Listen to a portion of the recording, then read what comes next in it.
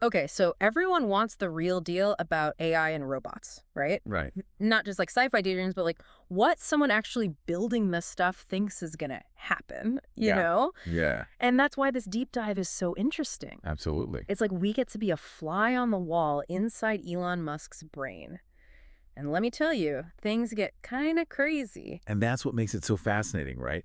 It's not just some professor Exactly. who's been thinking about this stuff, Sure. but never actually built anything. Yeah. This is Elon Musk. This is I out there building rockets and electric cars, Yeah. like he's making the future happen. Totally. And we've got these excerpts from an interview he did recently where he just lays out his whole vision for AI and robots. And it's not even just like Tesla's driving themselves. He's talking about robots being in everyone's home. Yeah, like your own personal R2-D2. Yeah. Right. And not even for some insane price either. Yeah. But, okay, first things first. The guy is blown away by how fast AI is developing. Like, faster than anything he's ever seen. Which is really saying something. Right. This is Elon Musk we're talking about. Exactly. And you got to put that in Yeah. context. I mean, when he compares it to the printing press, Right. the internet, those weren't just cool inventions. They completely changed how human civilization worked. Right. He's saying AI is on that level, if not bigger. And the thing is, it's not even some far-off thing. No. You know? Like, remember the Turing test? How we were going to know if a machine was really thinking like us? Musk's like, forget about it. That benchmark is practically useless now. It's like we were using a ruler to measure a black hole. The sheer scale and speed of AI development is mind-boggling. Yeah. It's crazy. Musk even says the basic AI you can run on a Raspberry Pi, like, that little computer hobbyists use, that could probably pass the Turing test now. Whoa. Yeah. So you're saying we've got incredibly powerful AI and it's becoming widely available. That's a lot to take in. What kind of impact are we talking about here? Well, I mean, think about it. On one hand, it's amazing, right? We could find solutions to problems we thought were impossible. Cure diseases, design incredible new technologies, all with this AI power at our fingertip. Okay, that's the good side. But there's always another side, right? Every time technology takes a leap forward, there are always those unintended consequences. Oh, absolutely. So what could go wrong? That's the million-dollar question, isn't it? I mean, the potential benefits are huge, but we have to think about the risks, too, the ones we can see coming and the ones we can't even imagine yet. And that's something Musk talks about, too, the unknown unknowns. Like what we don't even know that we don't know. Exactly. And that's where things get really interesting. Okay, so then there's the whole robot thing. Because on top of everything with AI, he drops this bombshell that humanoid robots like actual C-3POs hanging out in your living room could cost less than a car within a decade? I know, right? Is that even possible? He actually makes a pretty good case. Think about it. Yeah. Robots right now are super expensive because they're really complex Right. and we're not making that many. But Musk says the actual materials to make a robot aren't the problem. It's more about how many we're making. He compares it to cars. Once you're building millions of them, the price drops like crazy. So mass production is the key. Exactly. Okay. But still robots in every home. That's a wild thought. I mean, what would people even use them for? That is where things get really interesting. Okay. Musk sees them doing everything. Chores, Yeah. walking the dog. Get this, even teaching your kids.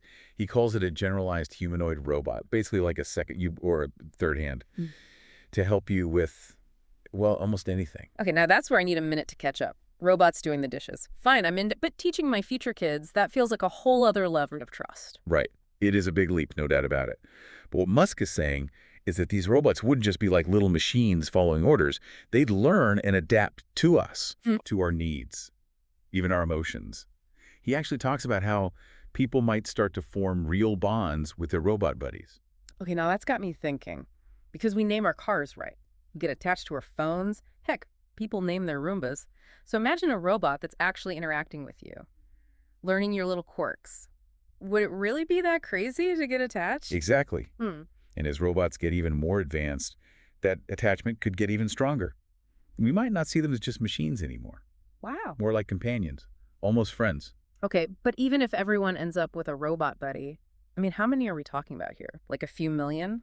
A billion? More like tens of billions. Whoa, whoa, whoa. Right. Hold on. Now we're in sci-fi territory. Yeah. When I hear robots outnumbering humans, I'm picturing like Terminator stuff. You know? Is that what he's saying? Not at all. No, no, no. It's not about a robot takeover or anything like that. It's more like they'll be everywhere, integrated into society. Think about it. Robots in factories, delivering packages, taking care of people in hospitals, even jobs we haven't even thought of yet. It adds up fast. Okay, so not a hostile takeover, more like a robot population explosion. There you go. Okay, I guess when you put it like that, it makes sense. But here's what I don't get. If we're designing all these robots to be more human-like, what does that say about us? Now, that is a fascinating question. Hmm. And Musk actually talks about how designing their humanoid robot Optimus taught them a ton about the human body. Like, why are our muscles laid out this way? Why do our tendons connect like this? Why is our pinky finger smaller than our pointer finger? All these little things. Wait, so we're learning about human evolution by building No. robots? It's like reverse engineering ourselves. Musk uses the example of how Optimus needed a special tendon in its hand, and the engineers realized, hey, we have that same tendon in our forearms. That's why we can hold tools so well. It's like unlocking secrets about our own biology through robots. Mind officially blown. Huh. Okay, but here's the big question that always comes up with this stuff. If robots can do everything, what happens to us? Are we all just going to be sitting around sipping lemonade while our robot overlords run the show? That's the big question, isn't it? And Musk even worries about it himself. Finding meaning in a world where AI and robots can basically outperform us at everything. But what if it's not a threat? What if it's an opportunity? Okay, I'll bite. What kind of opportunity? Think about it. What if AI and robots could handle all the stuff that takes up our time and energy right now? All the repetitive jobs, the daily grind. What if it freed us up to focus on the things that really matter? Like being creative, coming up with new ideas, connecting with each other. All those things that AI and robots can't do.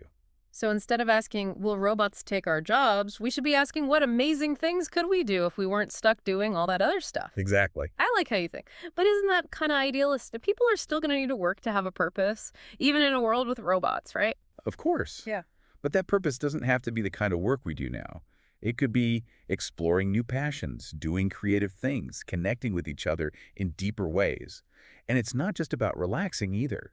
Imagine the problems we could solve, the incredible things we could create if we actually had the time and energy to focus on them. So it's not that robots are going to put us out of work. It's more like work itself is going to change, and maybe what it means to have a good life. Exactly. And that's where things get really exciting. Because it's not about predicting the future anymore. It's about creating it. What kind of world do we want to live in with all this incredible technology? What are our values? What do we really want to achieve? Those are some deep questions. Yeah, But they're also super exciting ones. It's like we're standing at the edge of this completely unknown territory, and we get to decide where to go from here. I gotta say, this whole conversation has my head spinning. It's like we're so used to thinking about the future as this abstract thing, you know? But cool. Musk is out there actually building it, which makes it all feel so real and so crazy at the same time. That's what's so cool about these deep dives, right? Mhm. We start with these big ideas from someone like Elon Musk.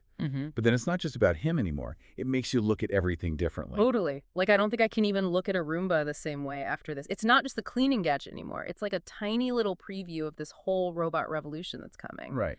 And that's what makes this so exciting, because we're not just talking about robots doing our dishes. We're talking about what it means to be human in a world where robots exist. Exactly. And that change is going to be huge. It's going to challenge us in ways we can't even imagine. We're going to have to adapt, learn new things, rethink what's important to us. And that's why I love having these conversations. The more we know about where technology is going, the better prepared we'll be to handle it. Absolutely. Yeah. So to everyone listening, think about this. What kind of future do you want? What are you passionate about?